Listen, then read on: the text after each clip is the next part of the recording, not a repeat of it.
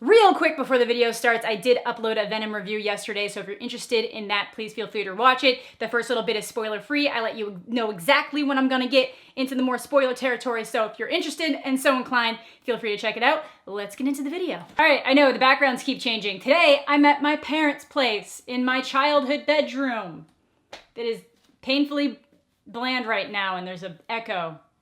Oh my God, there's a big echo. Okay, well, I apologize for the echo that I'm sure you guys can hear. But today we're gonna be talking about the recent drama with the South Park television show. I'm sure you guys are all aware of what South Park is, and the Catholic League. Now, I think that there's a little bit of misinformation going around about this. I feel like when people hear about the story, they assume it's the actual Catholic Church that's complaining, but it's actually the Catholic League, specifically Bill Donahue, who's been mentioned on South Park before, has now come out to express some of his dislike of the most recent episode of South Park from the new season called A Boy and a Priest. So if you're watching this, I'm sure that you are fully aware of what South Park is. South Park will go at anyone and everyone, and I think that's how they've kind of gotten away with a lot of things over the year. There's nobody's safe. They will call out any kind of bullshit, and they do it in really ridiculous ways. That is just what South Park does. They hit the point that it's so ridiculous that it kind of comes back, and they're usually making a really good commentary about something. Like when the elections were going on, I was living for the whole debate between the giant douche and the turd sandwich. Like, it was so on point. It was so good. I like South Park. I haven't kept up with this most recent season, but I like the way South Park does things for the most part. So I did watch this new episode just to kind of get a better idea of what was being complained about, and obviously the episode is surrounding the controversies of the Catholic Church, which are undeniable. There's literally an Oscar award-winning movie that came out in 2015 called Spotlight that went over the entirety of the actual Boston Globe team that helped uncover a lot of the issues within the Catholic Church in Boston, and then at the end of the movie lists all the other places where systematic cases of abuse against minors in the church were happening. Unfortunately for the church, there is no denying that there is rampant issues of child abuse, child molestation, and sexual assault in the church. There's no way to deny it. There's a bunch of ways that you can look at it. Some of it has to do with the fact that they deny the priest's sexuality entirely. Some of it has to do with predators actually looking to find jobs where they can have a little bit more of an unbridled access to minors. I'm not gonna go into all the specifics of why there's a high occurrence of abuse in the Catholic Church, but a lot of the same things that apply to that apply to things like Hollywood stars. A lot of it just has to do with unchecked access to minors.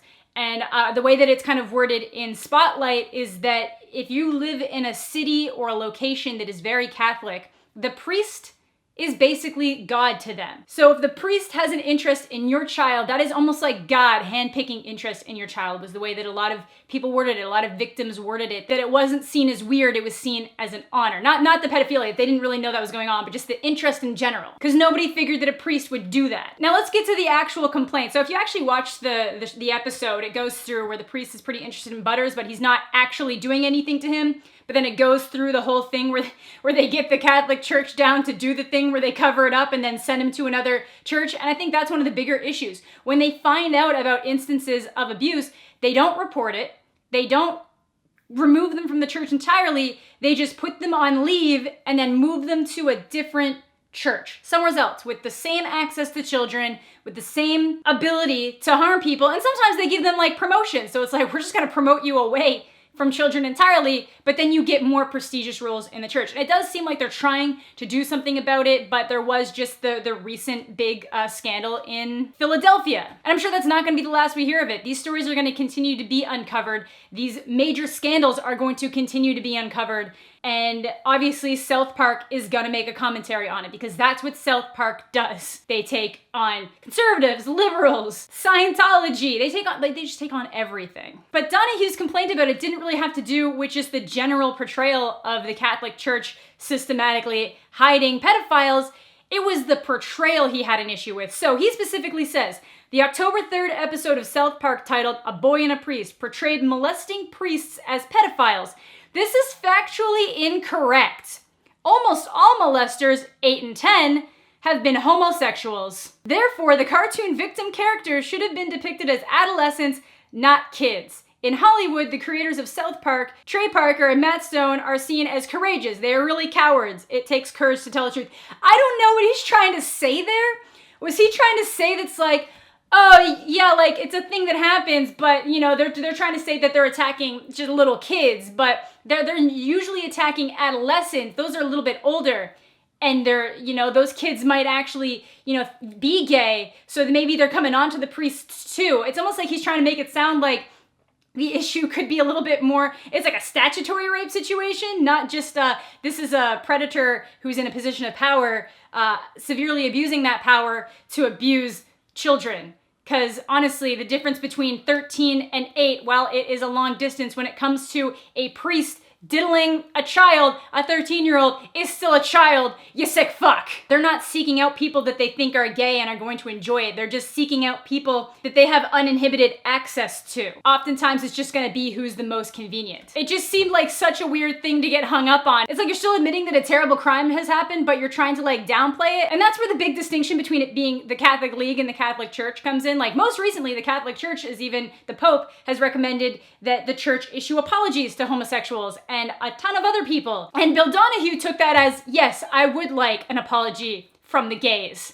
So you've got two different types of people here. So like, obviously the Catholic Church, in my opinion, is not perfect. There are clearly massive instances of cover-ups that need to be uncovered. These people need to be held accountable for their heinous actions. But unfortunately, it doesn't seem like that's always happening fast enough. But yeah, the complaints with the league are, in my opinion, just fucking stupid. You're not even complaining that like, oh, you're gonna give people the idea that this is way more widespread than it actually is when, you know, it's pretty widespread, but it's literally just that like they're cowards for not making the victims older. It's not good, faithful priests that do these things. It's just the homosexuals that have infiltrated us.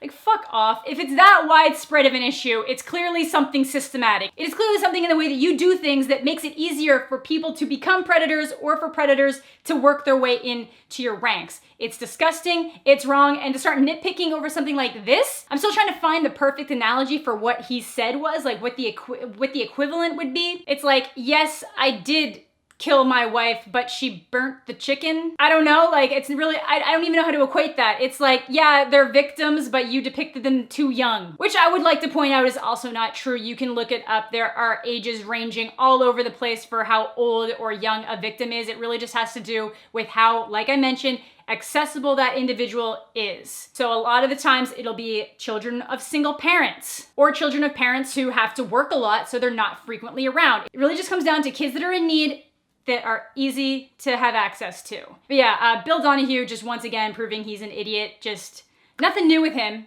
He's a moron. I don't think there's anything different about this situation. South Park's gonna keep doing what they do. Nothing's gonna scare them off making claims like this. This is not the first time that they've gone at the Catholic Church for things they've done. This is not going to be the last time they make jokes about the Catholic Church. So all you've really done is given more attention to the episode, because a lot of people who might have dropped off South Park at this point are probably going to go look it up and maybe actually start watching this season. So good job.